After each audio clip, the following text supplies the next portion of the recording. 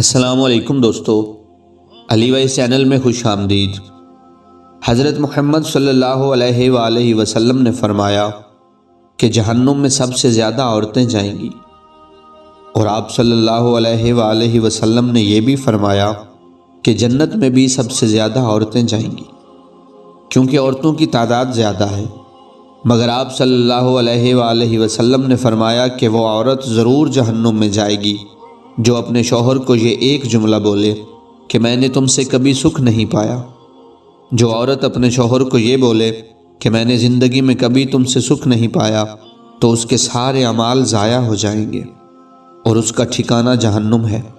حضرت محمد صلی اللہ علیہ وآلہ وسلم نے اپنی پیاری بیٹی جناب فاطمہ سلام اللہ علیہا سے فرمایا کہ بیٹی، زندگی میں کبھی اپنے شوہر سے کوئی سوال مت کرنا، اور جناب سیدہ نے ساری زندگی کبھی کوئی سوال نہیں کیا، کبھی کوئی شکوہ نہیں کیا۔